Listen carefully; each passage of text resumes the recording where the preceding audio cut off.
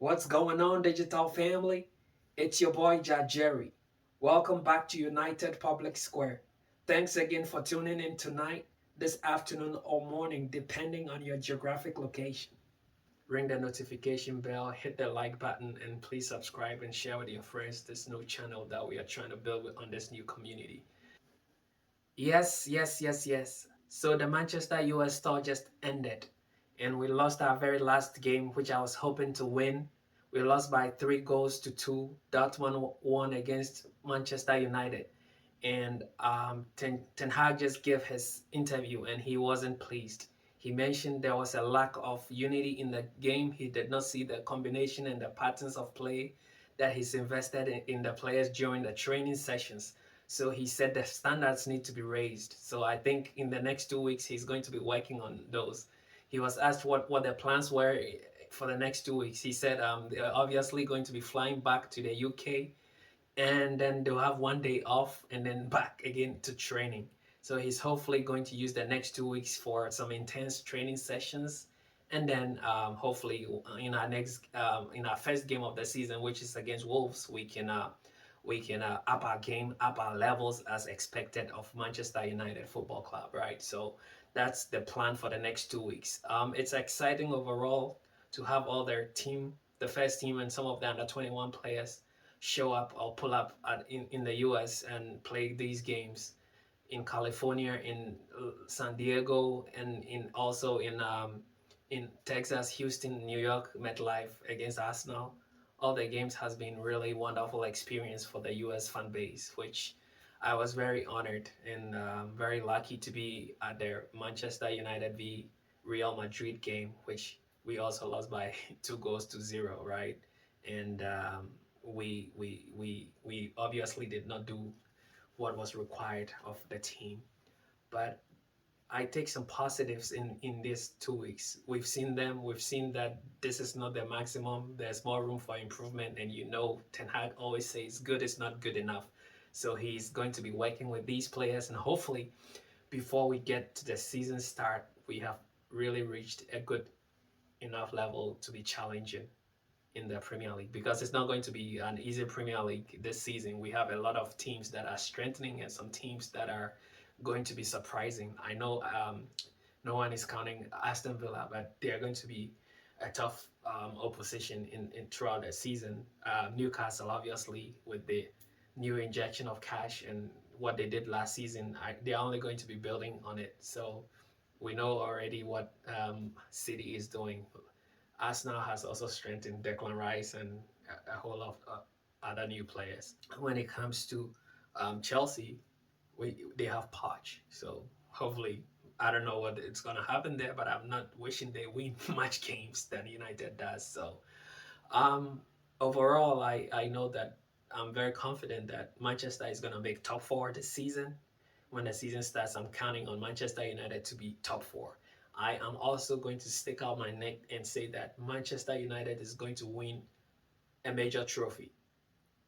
And there's only two major trophies, right? There's the Premier League and there's the Champions League. So one either or. If we win the Champions League, that's great. If we win the Premier League, that's great. But I know at least we are going to win one of those trophies, and then a Mickey Mouse trophy, say a Carabao Cup or so. I will consider that a really good season. Winning a major trophy and one Mickey Mouse trophy will be a good season for me. So that's how I look at the season. And with the new signings that Ten Hag has brought in. Obviously, we have Onana, who's a really good goalkeeper right now. His distribution was really awesome. I was watching him in the Real Madrid game and also in today's game. His distribution is really good. He really exudes confidence, and he's just relaxed. So that's not a bad thing at all. That's a really great signing. Everyone is singing his name. Oh na na na na na na. Oh na na na na na na. Oh na na na na na na. Oh na na na na. Salabado na na. Excuse me, I don't really want to continue and write a whole song about Onana, but it's exciting. When I was in Houston watching him on the field, he exudes confidence, and I mean I know a lot of people are like he's a good distributor of the ball, which De Gea did not have. So let's see how this pans out. I'm just rooting for the goalkeeper. I'm rooting for United, and I hope we can challenge for titles this season.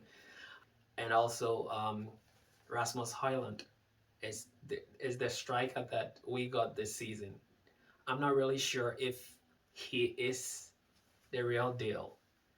But time will tell, because if you are going to be challenging Manchester City, Arsenal, and Newcastle, you are not going to bring in a 9 goal a season striker to do that, right?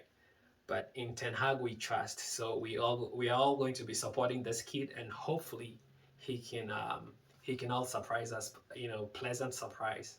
Because going into the next season, if anybody told me that we are going to get Rasmus Højlund as our striker to go into the next season, many people was not going to take that bet, right? But that's what it is. We couldn't get Harry Kane because Daniel Levy is doing Daniel Levy things. He's not going to sell Harry Kane, especially to Manchester United. So we'll just see how that goes. If Harry Kane wants to play the long game and just wait it out, and then go on a free, that then we can get him next season, even on top of Rasmus Højlund, so we can have two great strikers. We did not see Martial on this tour. We didn't see him play. A lot of people are going to say injury FC and all that, but I'm not going to get into um, like getting beating down on Martial. He's injured, and I'm just hoping that he can at least get a second shot and then get it like a full recovery where he can help us in the season. So I'm looking forward in the next 2 weeks, see how they if we're gonna get a new signing. I'm hearing Amrabat and all that. So this team is kind of looking in the image of Ten Hag. Overall, the tour has been successful. I think Eric Ten Hag really knows what he needs to be working on. I know that the ownership issue is still lingering around. We do not know if it's going to be um, Qatar or it's gonna be Sir Jim. But whoever the ownership is, it hasn't been sorted, and it's not going to get sorted in the next 2 weeks. 2 weeks, sorry, which means that we are not going to have a new ownership or new management in place before the season starts. I don't really know when it's going to get done, but the sooner the better. Every United fan wants new ownership, so let's see how it goes. I just want to take this opportunity to wish the entire United team safe journey back to the UK. We'll be looking. I mean, right now we've enjoyed them for almost 2 weeks now, and they'll be heading back to the United Kingdom. So we'll be watching again on TV, and anytime we get a chance to be at Old Trafford, we will be at Old Trafford. So stay tuned for more content, and thank you for your time. Peace.